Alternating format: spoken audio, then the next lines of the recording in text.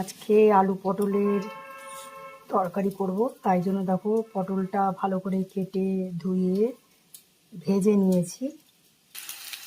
আলুটাও ভালো করে কেটে নিয়েছি, কেটে ধুয়ে দেখো এবার ভাজা হয়ে গেছে আমার আলুটা, এবার নামাবো।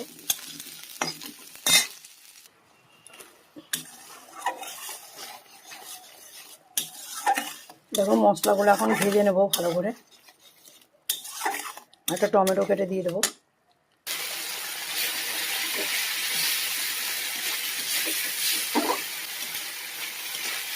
দেখো আমার মশলাটা কষা হয়ে গেছে, তেল ছেড়ে দিয়েছে।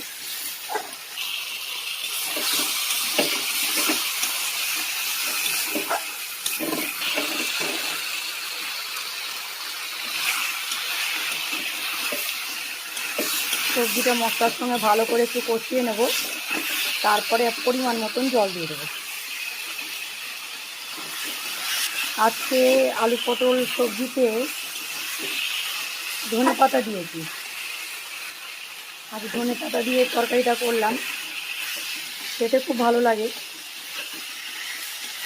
আমি কল্পনা ভাস্কর, ইন্ডিয়া থেকে আমার ব্লগটা করছি।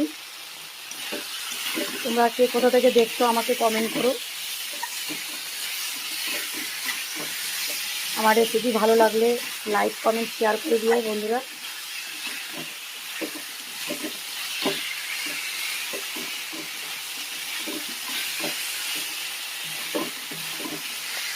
দেখো আমার সবজিটাও কষা হয়ে গেছে, তেল ছেড়ে দিয়েছে।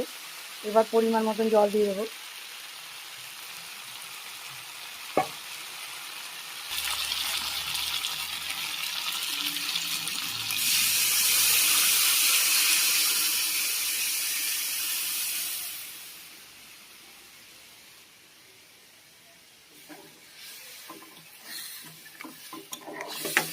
চাপা দিয়ে রাখবো, গ্যাসের ফ্লেমটা মিডিয়াম করে দেবো।